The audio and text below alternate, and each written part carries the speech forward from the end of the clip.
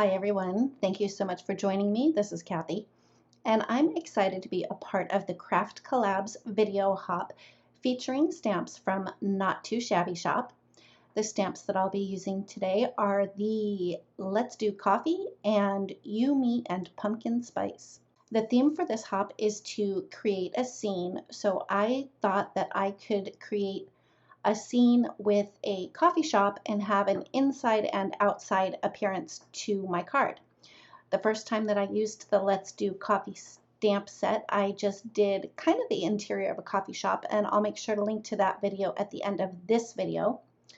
But anyway, getting back to this card, I started out with a piece of Cougar Super Smooth cardstock that measures 4 1/4 by 5 1/2. And with my T-square ruler, I just roughly drew in a window frame. I wasn't trying to be too particular. I just knew that I wanted the window big enough so I could stamp some images inside the window, and that'll make a little bit more sense as we go along. Once I was done drawing in the window, I put that piece of cardstock into my MISTI so I could stamp my images. I used Memento Tuxedo black ink for the stamping because it is alcohol marker friendly, and I'll be doing Copic coloring today. I'll be doing some ink blending, and because I want the images on the outside to appear in front of the building, I did create masks for those images. After I had the images masked off, I grabbed a piece of scratch paper and a Post-it note. This is what I call lazy masking, and covered up that window because I wanted to make sure that I didn't stencil over the window. And to hold the scratch piece of paper in place, I just used a little bit of temporary adhesive.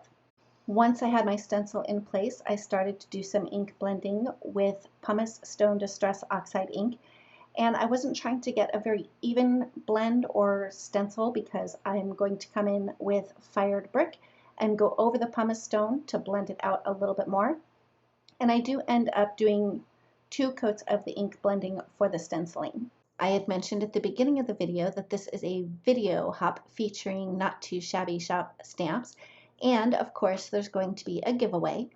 All of the information on how to be entered into the giveaway for a $25 gift certificate to the Not Too Shabby Shop, as well as a link for the next creator on the hop, is in the description box below, and the giveaway is open internationally as well. In addition to the information for the giveaway and the next creator, I'll also have a list of all of the products that I used as well as the Copic markers that I used. After I was done with the stenciling and I removed the stencil, it's time to do the reveal with the masks. So removing the lazy mask, you can see that I still have that window. Removing the rest of the masks, you can see that the images are in front of the brick building. Next, it was time to stamp the images that are going to be inside the coffee shop.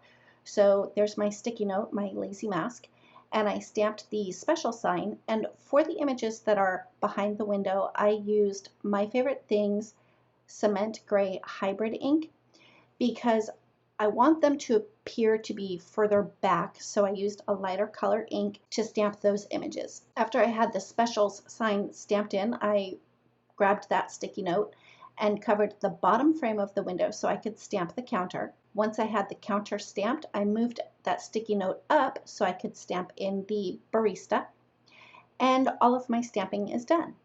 In the interest of time, I did all of the coloring off camera, but I did want to share how I colored the glass for the window.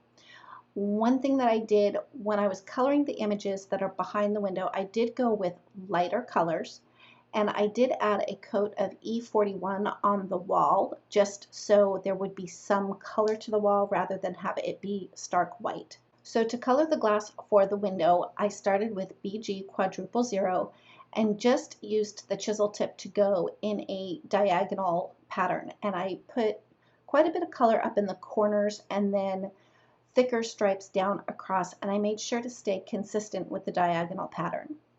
Once I was done with the BG quadruple 0, I did use BG 10 to add in some darker reflection marks. I guess that's the best way to explain that. And once I had that in, I came in with BG 11, which is just a little bit darker, so that I could darken up the corners and then the right-hand side of the edge of the window there. I did come back in with the BG Quadruple Zero just to blend out some of the harsher lines.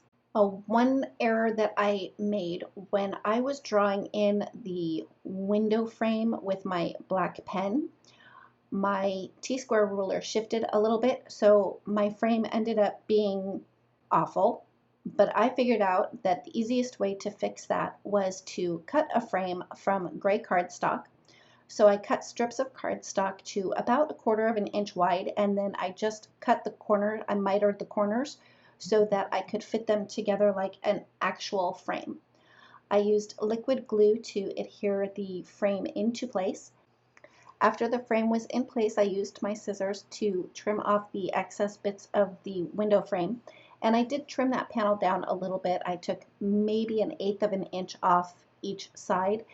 And then I used my tape runner to adhere that to the front of a top folding A2 size note card, which is from Neenah Classic Crest 80-pound cardstock.